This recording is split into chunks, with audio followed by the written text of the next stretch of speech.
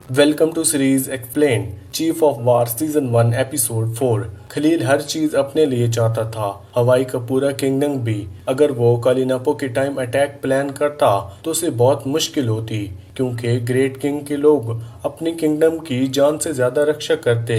लेकिन खलील की किस्मत अच्छी थी। जब कालिनापो का इंतकाल हो गया, अब उसे कायोनो से ज्यादा खतरा नहीं है जो नया किंग बना। खलील में एक ऐसा पागलपन की जिद थी जो उसे किसी भी मुश्किल में अपने इरादे से पीछे नहीं हटने देती। वो ऐसा किंग था जो ये सोच के पछताता था कि कालिनापो की पवित्र हड्डियां उसके पास नहीं आई जो वो अपने अल्टार पर रखता। उसकी अजीब हरकतें मायूई की समझदार चीफ की नज़र से बची नहीं। उनमें से एक इतनी ही हिम्मत की कि उसके खून के प्यासे मिशन पर सवाल उठाया। चीफ को ये बात खटक रही थी कि खलील हर जीती हुई किंगडम की पूरी रॉयल फैमिली का नाम मिटा देता है। उनकी बात भी सही थी।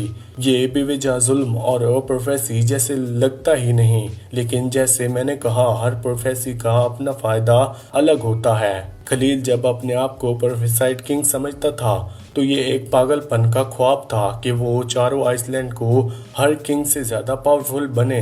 सिर्फ किंग्स को हरा देना काफी नहीं था। उसका पागलपन ये था कि हवाई का हर आइसलैंड सिर्फ उसकी अपने खून की लाइन आगे बढ़े। इस पागलपन के इरादे को वो अपने दिमाग में ये कहकर जस्टिफाई करता था कि सिर्फ इस तरह वो हवाई को एक कर सकता है। उसे पता था कि ये कहना लोग अपनी अपनी रॉयल फैमिली के वफादार रहेंगे, इसलिए उन्हें खत्म करना जरूरी है। एक कमजोर बहाना है, लेकिन उसके चीफ में कोई भी किंग इस बात को चैलेंज नहीं कर सकता। कोलपोल भी अपने बाप से उल्टा जवाब देने की हिम्मत नहीं करता। हवाई का किंग कभी भी कहूमानिया के साथ हाथ नहीं मिलाएगा। कहूमानिया ये जानता है कि शायद कोई उसे बेटर किंग नहीं बन सकता, लेकिन उसने कभी अपने आप को थ्रोन का हकदार नहीं समझा। कालिनापो के इंतकाल के बाद ही वो काउआ का अपना किंग मानने के लिए रेडी था। जब कौंसल ने कालिनापो की इच्छा सुनी और पॉलिटिकल और सरकारी काम काउआ को दे दिया, तब भी कहूमाना का दिल में जरा सी भी जलन नहीं थी। लेकिन कौवा को अपनी लाइनेज के बावजूद हर चीज नहीं मिली जो वो एक्सेप्ट कर रहा था। कालिनापो ने अपनी जीवन भर जिस देवता को माना, उस गॉड को जिम्मा कहूमोनिया को दे दिया। कालिनापो ने जब लास्ट टाइम कहूमोनिया से मुलाकात की तो उसके नेफ्यू की वार स्ट्रेटजी और अपने लोगों को कैसे बचाना है इसकी समझ देखकर इम्प्रेस हो गया। शायद इसी वजह से उसने गॉड ऑफ वार का ट्रस्ट उस पर रखा। अगर उल्टा होता और कायू को ये स्पिरिचुअल जिम्मेदारी मिलती तो काहुमाना किंग की डिसीजन का इज्जत करता। लेकिन काहुआ समझता है कि उसकी अपनी हिंसा पसंद nature he God of war का असली रूप है और लास्ट किंग का सॉर्सर होने के नाते ये इज्जत उसके हक है। अब जब कहूमाओं को पता चल गया है कि उस कल ने उसे क्या चाहा तो वो पीछे हटने वाला नहीं। कहूना भी लड़ाई के मूड में था। उसने अपने ये इरादे सबके सामने दिखाए जब उसने अपने ही मुंह पर मुक्का मारा और अपने एक दांत तोड़ दिया। कहू के लिए अपने नेफू के हाथ गॉड ऑफ वार खून की बेइज्जती थी जो एक बर्दाश्त नहीं कर सकता। उसको पूरा स्पिरिचुअल और पॉलिटिकल कंट्रोल चाहिए था और इस रास्ते में कहूमा खड़ा था। कहूमानो तैयार थी। उसे फ्यूचर किंग के एडवाइजर बनने के रास्ते में बहुत मुश्किल आएंगी, लेकिन उसने ये एक्सेप्ट नहीं किया था कि एक औरत होते हुए एक मेल डोमिनेटेड सिस्टम में उसे इतना लंबा टाइम लगेगा अपनी जगह बनाने में। समुंदर के पार के देशों के बारे में सोचकर शायद उसने ये इमेजिन किया था कि वहाँ औरतों का सोशल, पॉलिटिकल और स्पिरिचुअल मैटर में ज्यादा रोल होगा। लेकिन जॉन योंग जहाँ से आया था वहाँ भी औरतों के राइट्स बहुत अलग नहीं थे। कहूमोनिया और जॉन योंग के गॉड्स अलग थे, लेकिन दोनों जगह देवता सिर्फ मर्दों के जरिए बोलते थे। जॉन योंग ने उसे समझाया कि चाहे कोई भी कंटेंट हो, एक औरत ये एक्सेप्ट किया जा सकता है कि वो अपने हस्बैंड की शैडो बने और उसे अपने सेवियर माने। कहूमोनिया के लिए ये दुनिया वैसी थी जहाँ वो अपनी असली पहचान नहीं जी सकती थी। उसके लिए जो ने शुरुआत प्रॉमिस की गई थी वो एक और डेड एंड निकली। दूसरी तरफ कहमानो का अपने ऊपर भरोसा कभी भी मजबूत नहीं रहा था। उसके डिसीजन मेकिंग में हमेशा डाउट और अनसर्टेनली रहती थी। अब जब कौआ का खतरा उसके डिस्ट्रैक्शन के ऊपर मंडरा रहा था और ये डिसाइड करना था कि पहले अटैक वो करे या नहीं, उसके गॉड्स चुप हो गए। मोकू का मानना था कि अगर कहमोनिया पहले अटैक करे तो अपने डिस्ट्रिक्ट को डिफेंड करने का चांस बढ़ जाएगा। किंग होने के नाते कहूमिया के पास अपने चीफ को बहुत सपोर्ट था। सिर्फ वही लोग कहूमिया का साथ दे देते जो लेट कहूमिया का वफादार थे। लेकिन कहूमिया को ये सच परेशान करती थी कि एक अवॉइडेबल वार में कितने लोग मरेंगे। सिर्फ ईगो के लिए लड़ना उसके लिए सही नहीं था।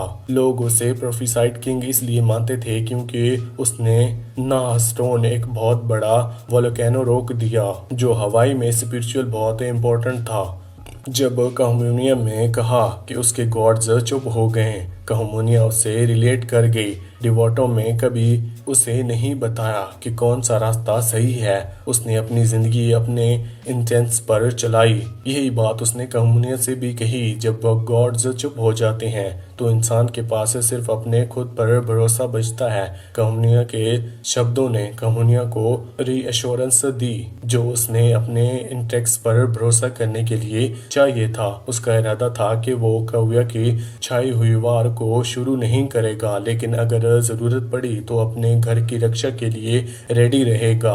गॉड ऑफ वार का असली रिप्रेजेंटेटिव होने के नाते कहमोनिया पागलपन से ज्यादा बैलेंस को पसंद करता है। कयाना और वाई दोनों हवाई हेरिटेज शुरू करते हैं, लेकिन उनकी सोच और जिंदगी बिल्कुल अलग है। कयाना अपने दोस्त टोनी को ढूंढने के लिए अपनी जान जोखिम में डालने को तैयार है, लेकिन वाई ऐसी नहीं है। जिंदगी में उसकी काइंड ऑफ नेचर को काफी हद तक तोड़ दिया है। कयाना के लिए वो अलग लगती है क्योंकि वो पैसा कमाने के लिए जीती है। बाहर से देखने में लगता है कि वो उन वाइट आदमियों जैसी है जो किसी भी तरीके से ज्यादा पैसा कमाना चाहते हैं, लेकिन वाई की कहानी ज्यादा कॉम्प्लिकेटेड है। कयाना के लिए अपने कल्चर की वैल्यूज फॉलो करना आसान है। वाई अपने घर में कापा मेकर थी, एक ऐसा काम जो नोबल लोग मुश्किल से नोटिस करते थे। अपने बर्थ की लिमिटेशंस तोड़ने के लिए उसने डिस्परेशन में समुद्र का रुख किया।